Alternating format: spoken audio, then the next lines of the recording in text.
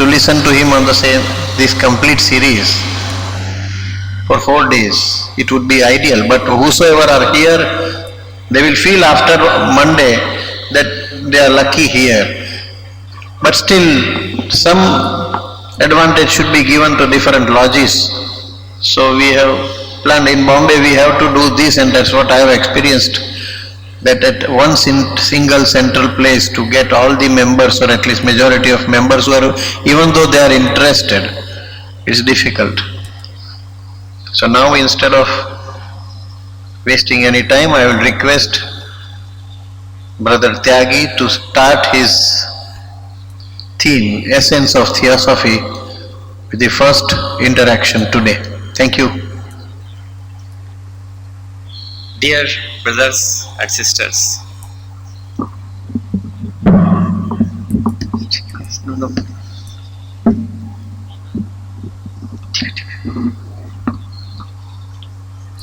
I am happy to be here amongst you, and the number of participants do not matter. Actually, the person who is really interested in such matters, that is the important thing.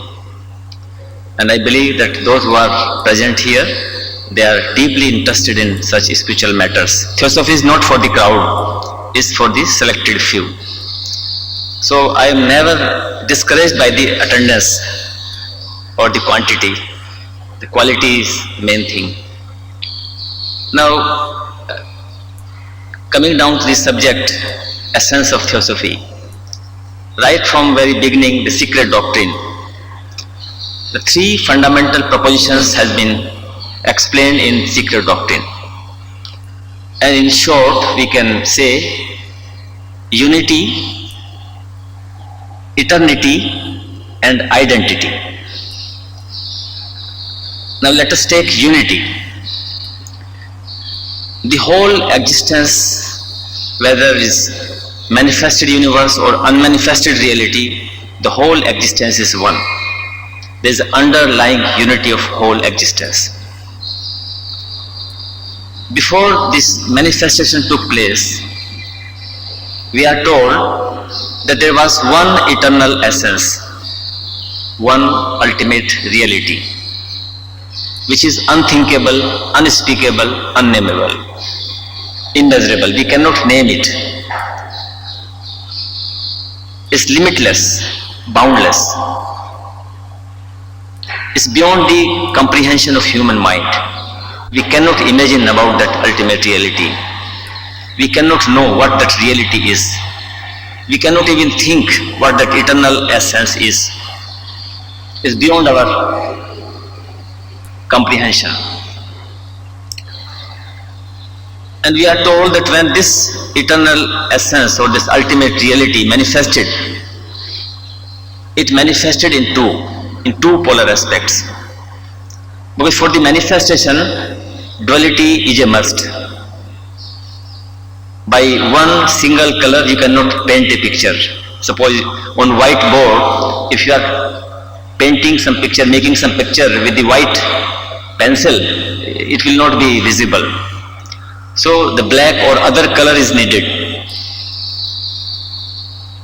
Similarly, for this manifestation, duality is a must. When this manifestation took place, that eternal essence or ultimate reality manifested in two polar aspects. We can call it positive and negative. We can also call it spirit and matter, or Purush or Prakriti, life and form, consciousness and power. These are the two polar aspects. And these two polar aspects are not independent reality, but these are the two polar aspects of the one and the same ultimate reality. But for the practical purpose, when this duality takes place, the one part which is positive, which is spirit, is totally, it appears as if it is totally distinct from the material part, from the matter, from the form, from the power. In scientific term, we can call it the life energy and material energy. out of this material energy, which is called negative polar aspect or Prakriti aspect, or the Mool Prakriti or root matter, that energy, when it further manifested, it appeared in the form of matter particle. As scientists know, and they very well explain, that matter particles are nothing but the outcome from same energy, material energy. When this material energy becomes matter particle, the matter particle further multiply, it becomes atom, and then atom, molecule, and then form are built up. All this manifested universe has been built up with the second aspect, which is material energy, or which you call it Purush, not Purush, the Prakriti aspect. And when the forms are built up, the spirit aspect, the Purush aspect, enter into this form, creates a center, and the activity starts. So this spirit aspect, or we call it Purush, or you call it life energy and the form. This is a play of the two realities. Even in this manifestation, we must not forget for a second that these two polar aspects are one and the same reality. But for the practical purpose, when this manifestation took place, these two polar aspects, which can be distinctly observed, spirit and matter. In one of the Mahatma letters, the Master K.H. has very well explained, when he was explaining about the spirit and matter, the nature of spirit and matter. He said, the matter, ultimate sublimation of the matter is spirit. Ultimate sublimation of the matter is spirit, and crystallization of the spirit is matter. So finally and ultimately, spirit is matter and matter is spirit. But when this manifestation takes place, the spirit appears as if it is separate, dweller of the form, and the form, the matter. This way we can understand that spirit and matter, whole manifested universe and unmanifested reality, all is one. It's sometimes very difficult to conceive this idea, because there is so much diversity in the universe. No two forms are similar. Even two leaves of a tree are not similar. Two fingers of a same person are not similar. Two blood cells of a person are not similar. So much diversity is there. And within this diversity, to realize or to conceive the idea of unity, which is a great mystery, is very difficult at the physical plane, at the astral plane, or even at the mental plane. The mind cannot conceive this unity. And to have just idea or perception or understanding of this underlying unity of whole existence, one has to go beyond the mind during meditation. So this unity is this reality, fact. And out of this unity, the spirit aspect, again manifesting in many forms. There are countless forms, but the underlying spirit or underlying life principle is the one and the same. Life is one, forms are countless, so expression of the same one and the same life are countless.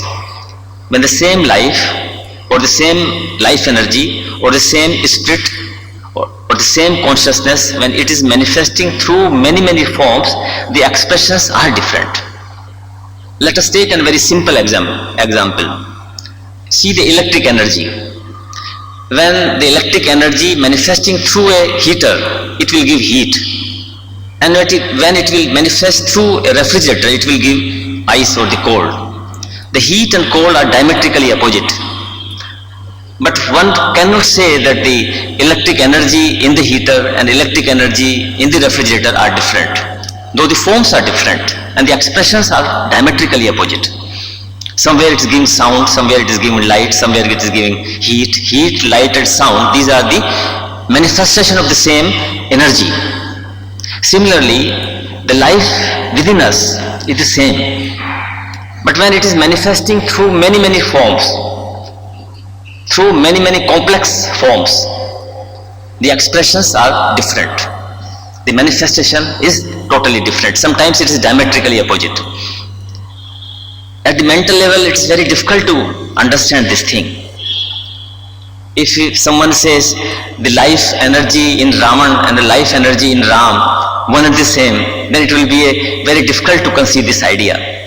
But it is a fact. Absolutely there is no difference in Krishna consciousness, Buddha consciousness, or Raman consciousness, or Ram consciousness, or our consciousness. Consciousness is the one and the same thing. Absolutely no difference. It's all pervasive, lofty, profound consciousness. One and the same. It cannot be divided into parts. Sometimes we explain that spirit is a part of that ultimate reality. In fact, it cannot be divided into parts. The soul or the ego or the monad or Atman is not a part of that universal consciousness. It is just center, focus, created in all-pervasive consciousness.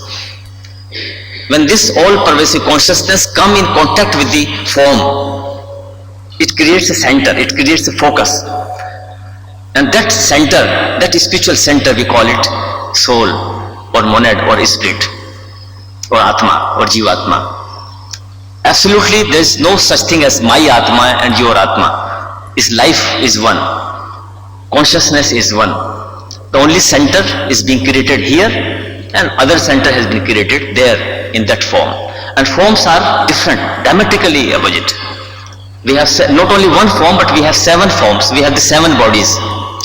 Say the physical body, as you know, the etheric body, the astral body, the lower mental body, the higher mental body, the intuitional body, and the spiritual body. We have the 7 vehicles at our disposal. And the real we, the real I, the real life principle, which is in me and in you, absolutely there is no difference. When it is manifesting through this set of vehicles, 7 vehicles, and the same life principle manifesting through another set of 7 vehicles, the expression is sometimes diametrically opposite. If it would have been only one form, say physical form, then the expression could have been slightly different. But it's manifesting through, first it is manifesting through the spiritual body. We each have the spiritual body, which is made of one atom of spiritual plane. Our spiritual body is one atom or one matter particle of the spiritual plane, 5th plane, down below 5th plane. We have the 7 planes, the physical plane, the astral plane, the mental plane, the intuitive plane, the spiritual plane, then monadic plane and divine plane. The 5th plane, out of the matter of the 5th plane, which is spiritual plane, our spiritual body is composed, which is equivalent to one atom of the spiritual plane. Then we have the intuitive body, which is made of intuitional plane, 4th plane, which is equivalent to our thumb, is composed of the intuitive matter, the matter of the intuitional plane. Then we have the higher mental body, we call it causal body also. That higher mental body is composed of the matter of mental plane. Again, the planes are divided into 7 subplanes. The upper subplanes of the mental plane compose the body of human being, the higher mental body, and the lower 4 subplanes composed the lower mental body. Then we have the astral body. The matter of the astral body has been taken from the astral plane. Then we have the etheric body. Etheric body and the physical body both are quite linked with each other. Sometimes the etheric body is called the etheric double. The physical body is made of the physical atom, physical matter of the physical plane. And the etheric body is composed of the upper 3 subplanes of the physical plane. Etheric matter is subtle than the physical body.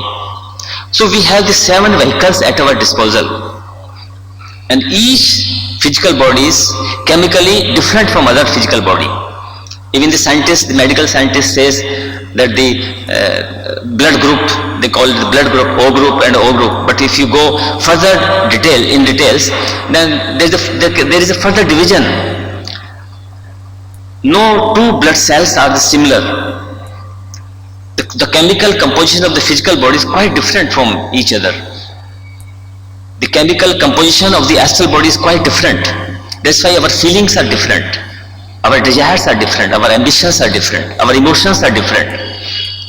The mental body is also composed, the mental matter, and each mental body, we have different mental bodies. I have a mental body, you also have a mental body. And the chemical compositions of my mental body is quite distinct from your mental body. That's why my thinking is different and your thinking is different. So thoughts are different because of having different mental body. Desires, feelings, emotions are different because having the different astral body. The physical actions are also different because we have the different physical body. Up to the mental plane, this distinction can be observed. But the moment one goes beyond the mental plane and touches the intuitive plane, and that intuitional body is so refined, so fine, that there is a minimum distortion of the reality. At the physical plane, so much distortion. At astral plane also so much distortion, because we are having so many feelings, so many emotions, so many passions. So there is so much distortion at the astral plane. The reality, underlying unity cannot be realized at the astral plane. It also cannot be realized at mental plane, because the mental body is different. A person is thinking in a particular way at a particular time, other person is thinking in a different way at the same time, and no two thoughts are similar. Everybody is thinking in his own way. So if one is really interested, seriously interested to realize, to know this underlying unity of life, unity of whole existence, then one has to shift his center. One has to shift the focus of the consciousness from lower planes to higher plane. This reality or this unity cannot be realized at physical, astral or mental plane through our physical, astral and mental bodies. When the consciousness is shifted from mental plane to higher plane, which is intuitional plane, through our intuitional body, then there's some glimpses of unity of life are observed, which is a subject of practical demonstration or practical thing. It's not a purely theoretical. We can have a mental concept that there is one underlying unity, but to realize that unity, to feel, to experience as a first-hand experience of that unity of life, it cannot be known simply by reading books, simply by hearing others lectures. One has to go beyond the mind. One has to shift his center, the focus of his consciousness from mental plane to intuitive plane, and then further to the spiritual plane. There alone this unity can be realized, which is a fact in nature. So this is the first fundamental proposition proposed by Dr. Madame Blavatsky in Secret Doctrine, the unity. And when this unity is realized, actually all problems are solved. When we really feel, not only have a mental concept, but when we really feel and experience and know as first-hand experience that I am not separate from you, I is the you and you is the me, then there is no question of exploitation, there is no question of cheating anyone, there is no question of hurting anyone, because this hand cannot hurt this hand, because there is a unity in this thing. When I really feel, really know as first-hand experience that myself and brother are not two but the one, and then there is no question of clashing the interest. His interest is my interest is his interest. If one can realize this unity, then all problems will be automatically solved. The service, in the name of service, though sometimes we say that so and so is engaged in human service, in selfless service, but the selfless service is not possible until and unless the self is realized. And that realization means that there are no different selves, but the self is one, the life is one. And out of this understanding of oneness of life, out of understanding this wholeness of life, out of understanding this unity of underlying unity of life, comes the love, the compassion, which is expressed in the form of service. Without realizing this fact, without knowing, without understanding this reality, the service is imposed. And you know the impositions is never perfect. Even the discipline, when we talk of the discipline, if the discipline is self-imposed discipline, then it can be to some extent right. But if it is an imposed discipline, I perform right action because I have read in some books, I must follow the moral code.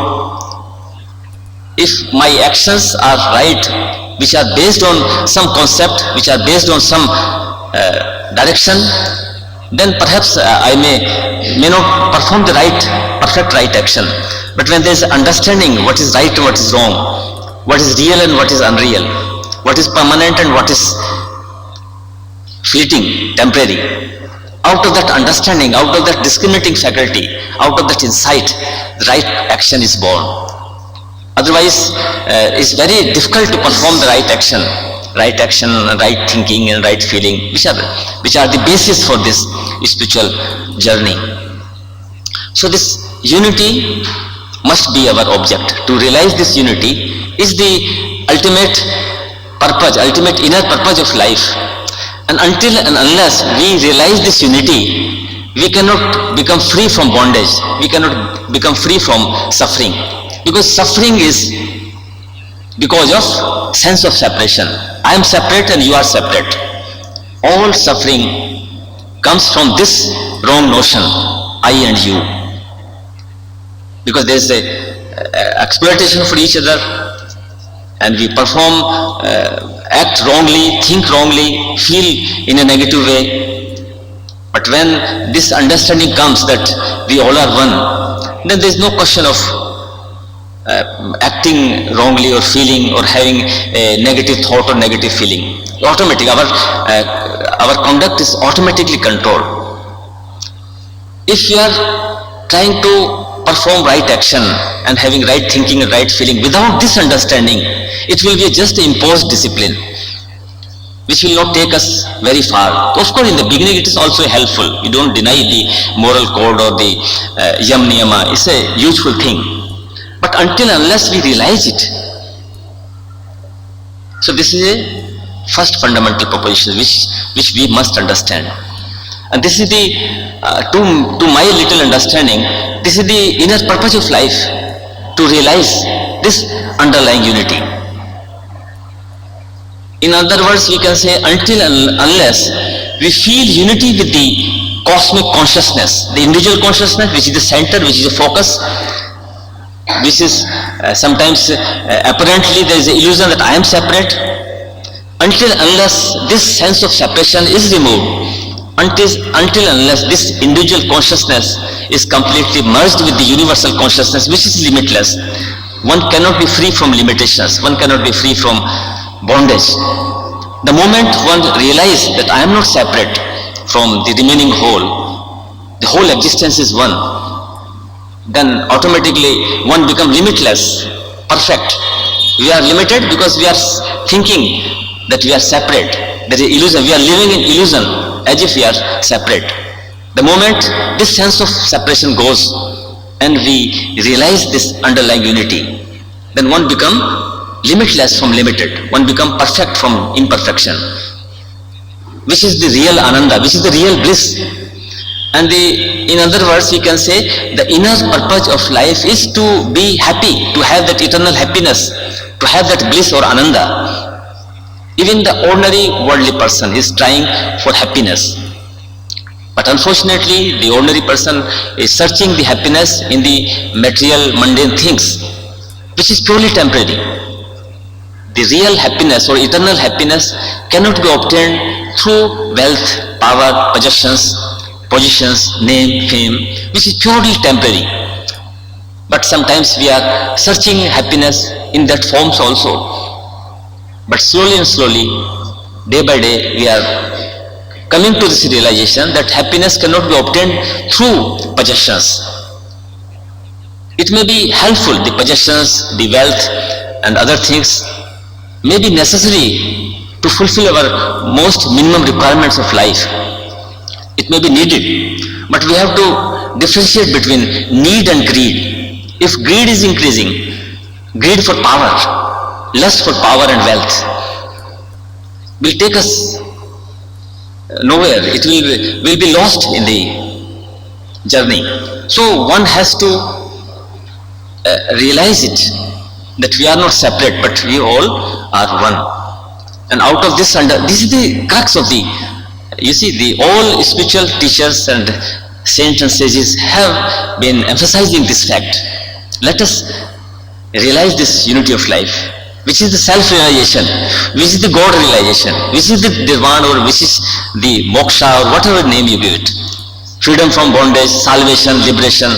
Because liberation from this illusion, liberation or salvation from this bondage, and the bondage is because of sense of separation. I am separate from the remaining whole.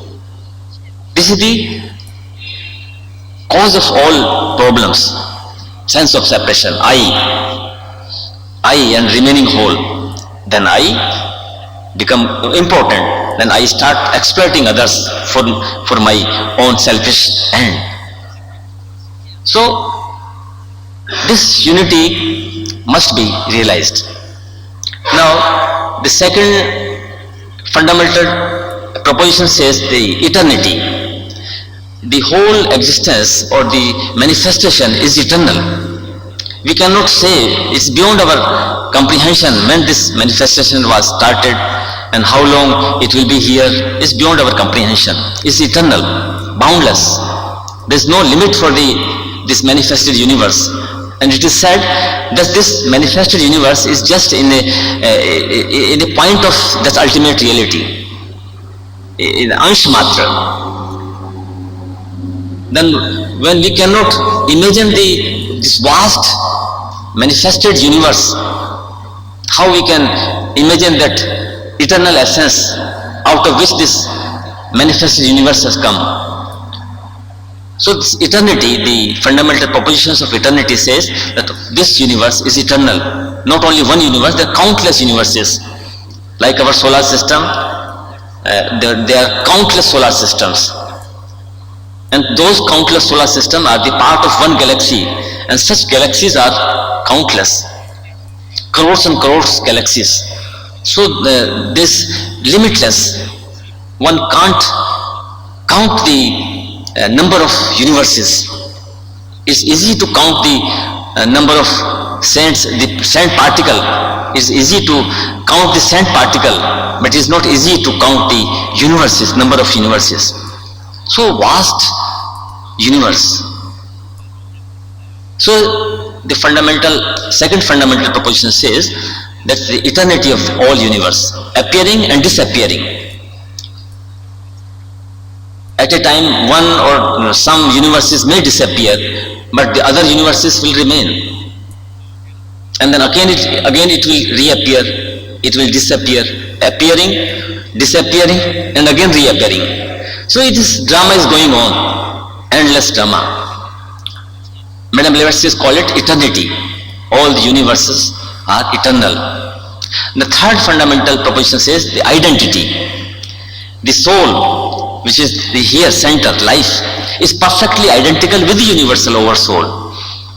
This is also a very important point to realize, that each life or each center of spirit or center of life or center of consciousness or focus of consciousness, whatever you call it, is nothing but the same, is perfectly identical with the universal consciousness.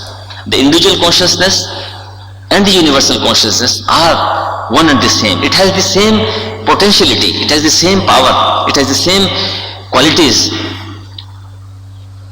as the universal soul or the universal consciousness has. And perfectly there is no difference, this individual consciousness, this individual center and that individual center which is made in your heart. So this fundamental proposition says there is the identity. All souls are identical with each other And these souls are perfectly identical with the universal oversoul, and absolutely there is no difference. If one can realize this fact, of course it will be realized only at the higher plane, at the physical, astral and mental plane. This reality cannot be realized. Again one has to go beyond this mind, beyond this mental plane. Up to mental plane, some effort, some technique or some path, some system, some method, some suggestions, some guidelines can be given. But beyond the mind, no suggestions, no system, no method, no effort whatsoever, no path, which is a pathless land. Krishnamurti says it is a pathless land, because paths only involve up to mental plane. Efforts are involved only up to mental plane, and beyond mental plane no path, no system, no method. Sometimes the people are confused when Krishnamurti gave this statement, truth is a pathless land and you cannot approach the truth by whatsoever paths you may go. Because at the intuitive plane or the spiritual plane, higher plane, there are no paths, no efforts, there is no volition. This free will to act, or this volition, or this effort, or searching for the path, making efforts, concentrating or contemplating, whether it is a karma marg or bhakti marg or jnana marg, whatever you call it, or Raj Yoga, these all systems and methods or these efforts are involved up to mental plane, up to the highest subplane of the mental plane. And when the highest subplane of the mental plane ends, at the borderline, next is the intuitive plane. When the focus of the consciousness is shifted from mental to the intuitional plane, which is pathless, in which no efforts are involved, where no system, no method, nothing, just be, the state of beingness. There alone one can realize that reality, what the reality is, what is my own original true nature. Below that we cannot know. We can imagine, we can have a mental concept, we can invent certain theories, but there will not be first-hand experience or feeling of unity of life, or that eternity, or that unity, or that identity. We will be thinking I am separate. This realization of this unity is very big, is a great mystery. Even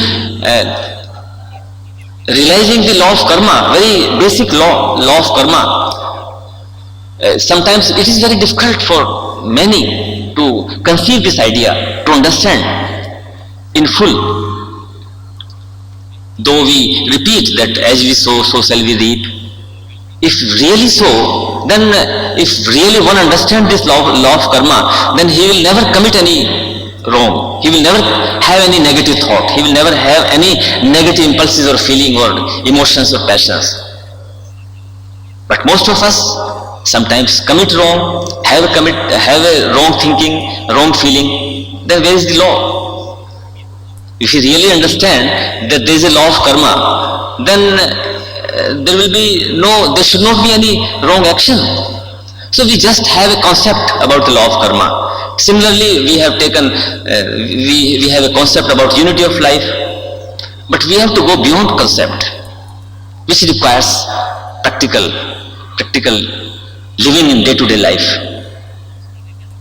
So these three fundamental propositions are the essence of secret doctrine. We must understand this unity, we must also understand the eternity of universes, and we must also understand and feel and experience this identity, that we are perfectly identical with the universal soul. The statement which has been given in Vedic Upanishad and other higher literatures, Hinduism, Aham Brahmasmi or Tattvamsi or Ayam Atma Brahm, Sarva Khalmidam, all those statements, or Shivoham, those statements corroborate this statement. Aham Brahmasmi means I am that universal soul, I am that universal self. And not only I, but you are also that Tattvamsi, you are also that ultimate reality, you are also that eternal essence. And not only I and you, but we all are that. I am Atma Brahm, we all are that. And not only I, you and we, but Sarv Khalmidam, all manifested and unmanifested universe is that ultimate reality, that eternal essence. So this merely declaring at the mental level or at the verbal level is not going to help much. We have to realize it, and that realization is only possible in meditative state, when we shift our focus or we shift our center of our consciousness to the intuitive plane, which is not so easy. For that one has to lay down the foundation of purification, the discrimination, the dispassion, the unification, the love, the compassion, the observation, impartial observation of our own thoughts and feelings and emotions. Devotion also helps a lot. So it's not so easy to shift the consciousness to that higher realm of existence. It requires a self-training, it requires a long efforts, and that efforts only applicable to the mental plane. Beyond mind, there is no efforts. But at least up to the mental plane, we must put our all efforts. We must understand it, contemplate it, brooding over, living a life of austerity. Whatever we know, whatever we understand, let us live in our day-to-day life. It will lay down a foundation. If without laying such foundation in within our own psyche, and we try to meditate and we try to concentrate, we will not be able to concentrate. And everybody complains, you see, I want to concentrate, I want to meditate, but the mind goes here and there. Definitely it will go here and there, because we have not developed that detached attitude, the dispassion. We are full of attached to the world. Either we are attached to our office, or we are attached to our wealth and power and possessions and positions, or we are attached to our family members, or we are attached to so many worldly things. If there is no attachment, no thought will come. So this thought, either because of attraction or repulsion, we call it raga dvesh. Either there is attraction or there is repulsion. If one can be free from raga dvesh, attraction and repulsion, one is free from attachments. Is not indifferent. Detachment is not indifferent attitude. One is very much concerned about the life, about his surroundings. He is very much compassionate, loving, affectionate, yet detached. It's very difficult. Simultaneously being compassionate, loving, affectionate, and same time be completely detached. Krishnamurti used to talk it affectionate detachment. Affectionate detachment. We are very much affectionate, loving, compassionate, thinking, feeling the concern about our brothers, yet we are not attached to it. So that attachment, freedom from that attachment, which we call it dispassion, is a result of discrimination. You cannot practice the detachment. One can't practice the vairagya. One can't say, slowly and slowly I am practicing vairagya. No, it cannot be. It's a result of discrimination. It is a result of the insight. The moment you understand, it is dropped. I generally used to give an example. Suppose if we are sitting on a branch and we are cutting the same branch. If someone asked us, Mr. Tyagi, you are sitting on the same branch and you are cutting it, you will fall down. Then I say, don't worry, I know, I have read it, that I should not sit on the branch to which I am cutting. And still I am continuing to cutting the same branch, sitting on the same branch. And still I say, I know it. Then I am foolish, I do not know. The moment I know, oh yes, this know the implication of the thing. I am sitting here, I am cutting here, the branch will fall down, because I am sitting on the branch, I will also fall down. Immediately I will change the position. If I am not changing the position, it means I do not know. I am foolish, I am ignorant. And there is no practice involved. I can't say, okay, today let me cut today, from tomorrow I will change my position. The tomorrow will never come. So this is spontaneous action, spontaneous change. We call it radical change. Radical change. Which will come out of understanding, insight. Not just theoretical information. We have so many information. We have information about law of karma. We have information about incarnation. We also have information about unity of life. We also have so many informations. But if we do not understand it, we do not know it as as first-hand experience, then it is a useless exercise. So the discrimination is a must. Then again, how to have the discriminating faculty? All of a sudden one can't have that discrimination faculty. Insight is different man to man. When we have been asked to be detached, to have that dispassionate attitude, this vairagya attitude, then we came to know that without discrimination we cannot have that detached attitude. Without having right understanding, we cannot have the dispassion attitude. Now when we touch this discrimination faculty, again we have the different discriminating faculty, different powers. One may be very discriminative, other may be having a very strong insight, understanding, whereas other may be very foolish. So to have this discrimination is also again requires certain things, and to have this discriminating faculty, the purification is a must. Without purification, without leading a clean, ethical and moral living, without having a purified vehicle, purity not only of the physical body, purity of mind, purity of heart, purity of feelings, purity of thoughts. When all these lower three vehicles, mainly physical, astral and mental, when there is a perfect purification of these vehicles, then there is a discrimination is there. Let us take a very simple example. If some jewels, some costly things are lying at the bottom of a lake, if the water is dirty, water is impure, you can't see, though the jewels are lying at the bottom of the lake, you can't see it. But suppose the water is clean, very clean, transparent, but there is turbulence in the water, even then you cannot see. So the purification, harmonization, both are needed. When there is a complete purification and harmonization, then the right insight comes. It is not to be borrowed from anywhere, it is not to be borrowed from the books. It is already there. That inner faculty, that knowing faculty, that discriminating faculty, you see, is already there. Distortion in our vehicles, this impurities in our vehicles, and this purity is not a job of a day. This purification, self-purification is not a job of a day. In one of the Mahatma letters, Master Kesh has written, the process of self-purification is not a job of a day, a month or a year. It can continue to a series of lives. It may continue to the series of life. So the system or the process of self-purification is not a easy job.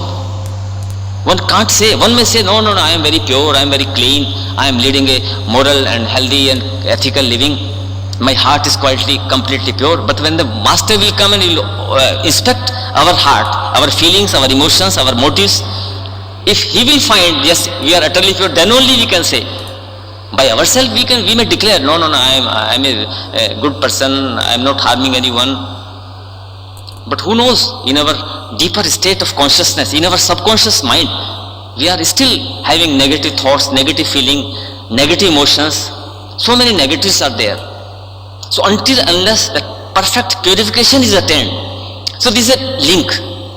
Purification, purity, then sensitivity, then only the right insight, discrimination faculty will come.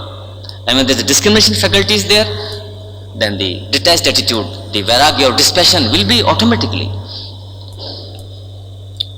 And when there is a dispassion, there is a state of dispassion in the sense balanced mind, equilibrium, equipoise state, neither having attraction nor having repulsion. So we cannot control the mind forcibly. Let us take a very simple example. So there is a flame of a candle, light flame of a candle is going here and there. So we cannot stop it because it's a subtle thing. We cannot bind it by something. It will burn it. But we find out the cause, why this flame is going here and there. Then we thought, oh, because the air is coming from this window, so it's wavering. What we do, we'll close the window. If other window is open, we'll close that window also. So here, the mind is wavering here, going here and there. You cannot stop it by force. You have to know what is the cause of wavering. The cause is the attachment, the window of the mind. And the window of the minds are senses. the attractions, the repulsions. If we can close those windows, the attraction, how this window can be closed?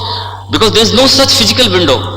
When go and close the window, this is all psychological, at the psychic level. It can be closed only by discrimination faculty, by discriminative faculty, by discrimination. When there is a discrimination, we know the futility of certain things, then it is dropped. At a time one was hankering about the wealth and power, but when he understands the futility, the limitations of those wealth and power, of course wealth is needed, we do not deny it, we require it for fulfill our most minimum requirements. But there is no limit for the greed, there is no limit for the desires. One must understand the difference between means and the end. The means should not become the end.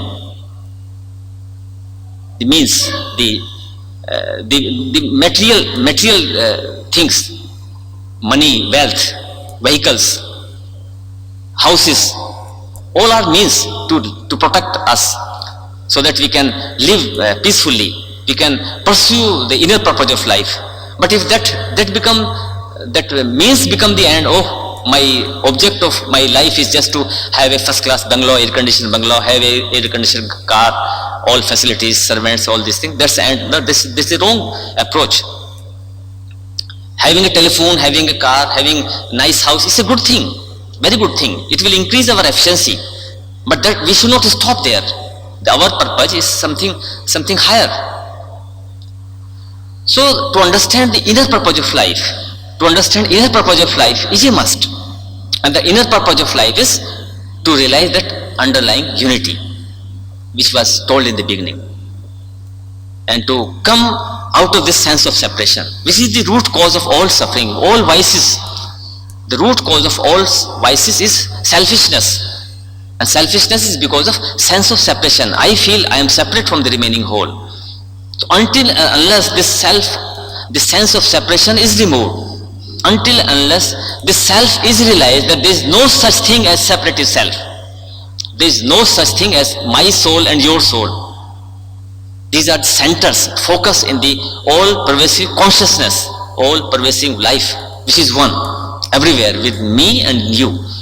Until and unless that realization comes to us, we cannot become free from all misery and suffering and bondage. So ultimately it comes to the first fundamental propositions, the unity, the whole existence. Then Madame Blavatsky also has explained what is the concept about that eternal essence or that ultimate reality, which we call Parbrahm or God. Madame Blavatsky also has made it very clear that Parbrahm or the God is not an entity, because entity has to be limited in time and space, and that eternal essence or that ultimate reality is beyond time and space. Even our solar logos, the lord of this solar system, we call it mighty being. Our solar logos, who is the head of the solar system, we call it mighty being, but it is limited in time and space. Beyond his solar system, he has no approach. And like this solar system, like this solar logos, there are countless solar logoi, and each solar logo is working under some other cosmic logos, and those cosmic logoi are countless, which is not supreme. Say we worship through our Gayatri mantra, we worship our Lord of this solar system,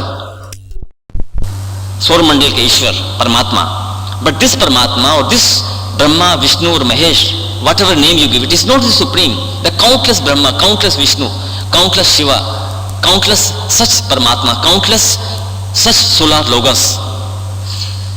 So the Madame Blavatsky has said that ultimate reality, that eternal essence, which is boundless, is not an entity, is not a being, is beyond the comprehension of human mind. But we have imagined, we have made the mockery of the Lord, we have made the mockery of this Brahma, and we call it as if it is like a human being. We have created so many forms of our God, and then we worship that, but that is that's not a right approach. In the beginning it may help, but ultimately we must realize what the actual nature of that ultimate reality is, what that eternal essence is. It's not an entity, it's not a being, or it's not an looking like a human being. Gods and goddesses we have created. We have created, the human being has created the Shakti, the Kali, the Durga, all this. These are nothing but these are the natural forces, material energies like gravitational energy, electronic energy, protonic energy, kinetic energy. Those 9 forms of energies. But we have made an imagination as if it is looking like a woman, like a Durga. You see? And we have pictured the Lord solar system also as if he is just like looking Vishnu, Bhagwan and Shiv. For the children, for the person who are weaker souls, good for them in the beginning. But ultimately we must understand what the ultimate reality is. Referring Mahatma letters, letter number 10, which was written by Master K.S. to AP Senate. Wonderful statement, profound statement has been given by Master. And there is no other better explanation about the God. The Master K.S. says in that letter, neither we nor our philosophy believe in a God. Parbrahman is not a God, either personal or impersonal. And he further says that believing one life is perfectly identical with the believing of the Advaitis. They believe in a Parbrahman, which is within and without, which is everywhere, and there is no other thing other than the Parbrahma. So it is all one eternal essence, which is below and above, within and without, everywhere, limitless. That eternal essence, that ultimate reality, which cannot be put into, which cannot be limited in time and space, which cannot be put into a form, is formless. So the concept of the God or the concept of the eternal essence or reality is also very beautifully explained in Mahatma letters. What to talk of this life energy, we cannot picture, we cannot imagine the form of even the material energy. Can you picture the electronic energy, electric energy? We can't picture. Can you picturize the gravitational energy? We can't. And life energy is still subtler and more powerful than the material energy. As we in the beginning we have been talking, life energy and material energy, two polar aspects. Out of the material energy, out of this power, out of this Mool Prakriti, whole this manifested universe has come out. And out of this life energy, which we call spirit, which we call it Purush, the activity, when it comes in contact with the forms, it creates an activity, and this universe is being created.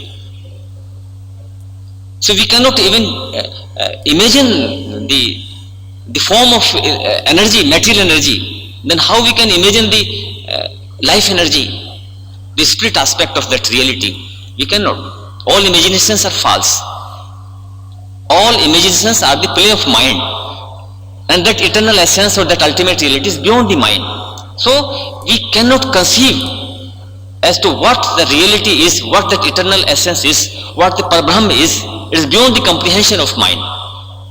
If one is really interested to know the original true nature, which is the true nature of the self itself, one has to go beyond mind. Of course, for that, the meditation is a must. Without entering into that meditative state, which is perfect silence, meditation is not the concentration, concentrating at one point, or concentrating at one form, or concentrating on one thought. Of course, it will help. It may be beginning, it may be preparation to the meditation. But ultimately and finally, one must go beyond the thought. The concentration, the contemplation, the japping of the mantra, or brooding over, or thinking deeply, whatsoever, is not meditation. Meditation is perfect silence, not doing anything, but it's a state in which one has to be. Meditation is a state of consciousness in which one has to be. When there is perfect silence, inward and outward silence, and in that silence, no activity of the mind, no activity of the astral body or the mental body or the physical body. The consciousness is focused at the intuitive and the spiritual plane, where the reality is perceived. The direct perception is not a play of the mind. So some of the thoughts we have been discussing, what the nature of God is, what are the fundamental propositions, the unity, the eternity and the identity. Then we can also discuss what are those laws which are governing our life. You see, in physics and chemistry, we studied the laws of nature which are governing the matter. The chemistry and physics tells us so many things which are governing the matter particles or matter. Say for example, when hydrogen, the atom of the hydrogen, one atom of the hydrogen meets with the two atom of oxygen, it will become water. What a fantastic thing! When the hydrogen is burning in the oxygen, is a fire, but the fire is converting into ultimately water, fire and water. So this is a law. The fire, the hydrogen is burning in the oxygen, and finally it's giving water. The sodium and chlorine. Sodium is a poison. If you take the sodium, one will die because it's a poison. The chlorine is also poison. But when both the things, chlorine and sodium meets together, then it becomes sodium chloride, eatable item, salt. So these are the chemical laws. Similarly, there are many physical laws are also, biological laws are also there. That modern science tells us. But occult science tells us what are those laws which are governing our life itself. And the law of causation is one of them, the law of karma. The law of karma is one of them, very important law. Not only what we act, how we act, but how we think and feel and have the feelings, the emotions and the thoughts, the motive, the mens rea, the intention, all combined together shall determine the right or wrong action. Because physical action is not a mere action. Physical action is the result of thought. Sometimes it so happens that mere physical action is nothing in itself. Neither it is wrong nor it is right. You cannot determine by seeing the physical action only. Say for example, one is cutting the stomach of another person. So by cutting the stomach of a person, you cannot determine whether it's a right action or wrong action. If the stomach is cut by the knife, by the robber to rob the person, it's a wrong action. But if it is the knife is used to cut the stomach by the surgeon to cure the patient, is a right action. So physical action in itself is nothing but is a result of thought. What is the intention behind that action? So not only the physical action, but the feelings, the emotions, the intention, the motive will determine the right and wrong action. So this is one of the most important law which are governing our life. The law of incarnation is also another law, because that perfection cannot be attained in one incarnation. It's a long series of incarnations are required. But it doesn't mean that we should postpone the action. We should not think that what is hurry, what is need, because unless we reach that state which we call perfection, we will be suffering in one way or the other.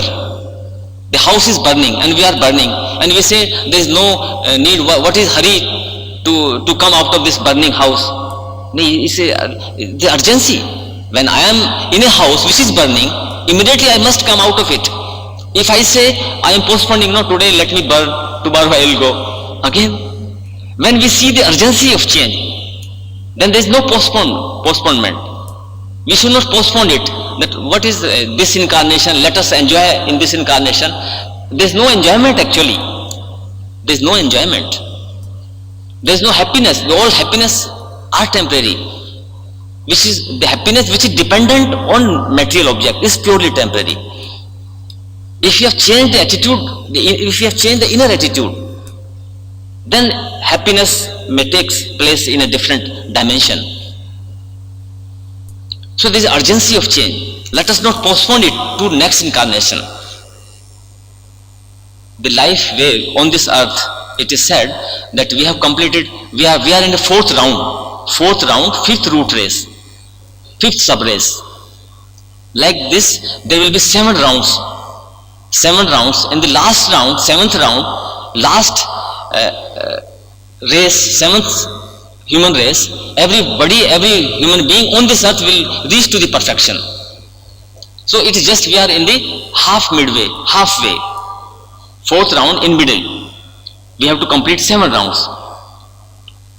But there are persons like our masters, Buddha, Master KH, Master M, so many, even Krishnamurti, Annie Besant, Madame Blavatsky, all have reached to the perfection.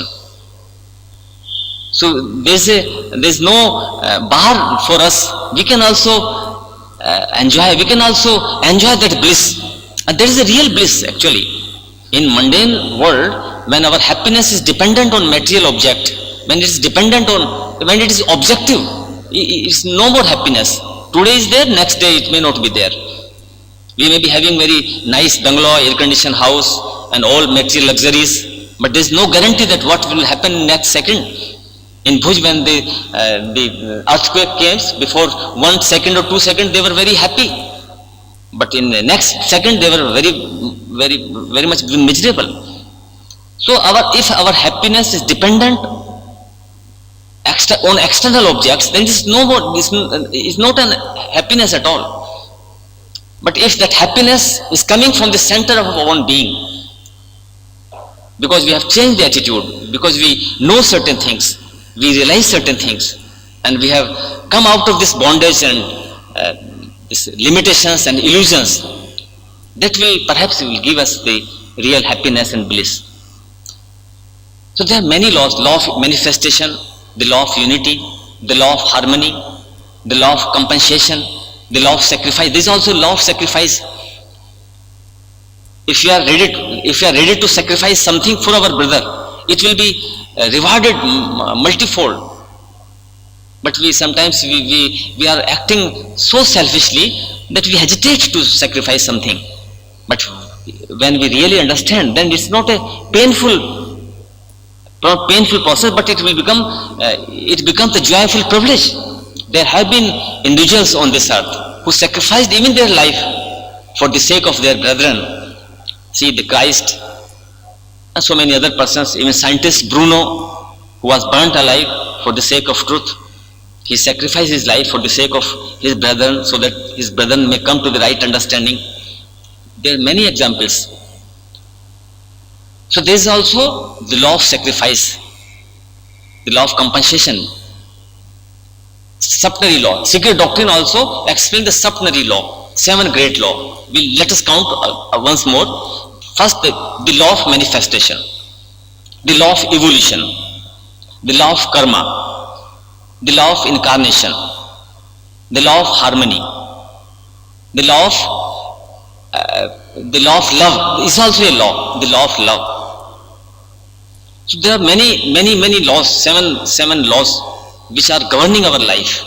If we understand those laws, and not merely intellectual concept, but we really understand, when there is actual understanding, then we live in our day-to-day life, because there is no gap. If there is a gap in our knowing and doing, then our knowing is superficial. What I mean to say, if our knowing is intellectual, if our knowing is superficial, then there will be definitely gap in knowing and doing. But when there is knowing actually, not intellectually, when there is knowing actually, as I gave you the example of cutting the branch of the tree on which the person was sitting, we can give so many examples like that. When there is real understanding, when we know actually, then there is no gap in doing. Spontaneously there is right action.